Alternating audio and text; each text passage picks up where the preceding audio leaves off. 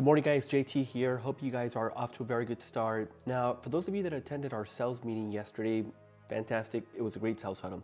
But I am making this video to piggyback on yesterday. Now, yesterday we talked about goal setting, right? It's that time of the year where everybody sets a business plan, or at least I'd like to believe, and everybody sets goals. Now, I get that that's very important, right? But it is also very important for us to recognize what gets in the way of accomplishing or reaching that goal. Now, I'll give you an example. Everybody that was in the room, I asked them, guys, what are your goals for 2023? And so roughly I had about 10 different goals on the board, right? I had goals from $250,000 in income to I want to average 5 loans on a monthly basis, or I want to make X, Y, and Z phone calls. I said, okay, got that. Now, I followed up with the question, guys, so you know what you want. Now, do you know what stops you from making those phone calls? Do you know what stops you from funding or averaging 5 loans a month? What is it? And so everybody stopped and they thought about that. Nobody knew.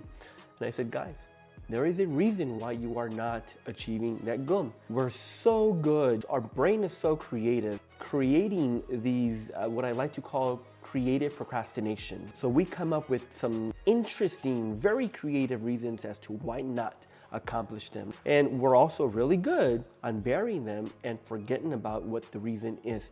But only if you spend a couple of minutes and you really dig deep as to why you're not making X, Y, and Z phone calls, or why you're not averaging 5 loans a month, or whatever the case might be. So yes, it's important that you jot down your goals, but it's also very important what gets on the way. I'm reading Obstacle is the Way, and I just finished reading the chapter where it talks about the process.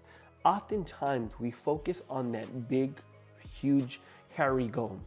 And we get frustrated, we get intimidated, we get boggled down that we're like, you know what, the hell with it. I'm just gonna wait till next year.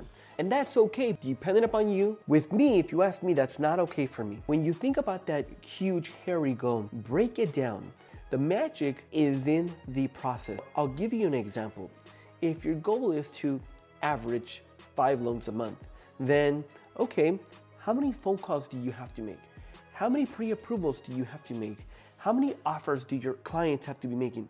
And then how many loans do you have to be managing on a monthly basis so that you can average 5 closings on a monthly basis? If you break it down, and if you just focus on that, if you just take it one day at a time and you manage the goals, I guarantee you your outcome will be very different from if you just focus on that big, hairy goal. You're just breaking it down. Now, I want to share this with you guys. I read this. I thought it'd be worth sharing with you. The process is in the voice that demands we take responsibility and ownership. That prompts us to act even only in a small way.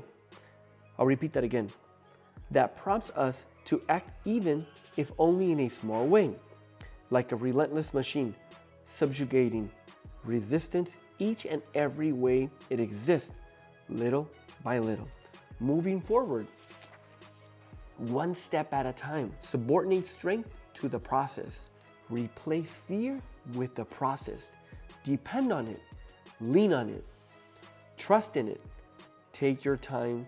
Don't rush. Some problems are harder than others. We get it. Deal with the ones that are right in front of you today. Come back to the others later. Trust me, you will get there. The process is about doing the right things right now.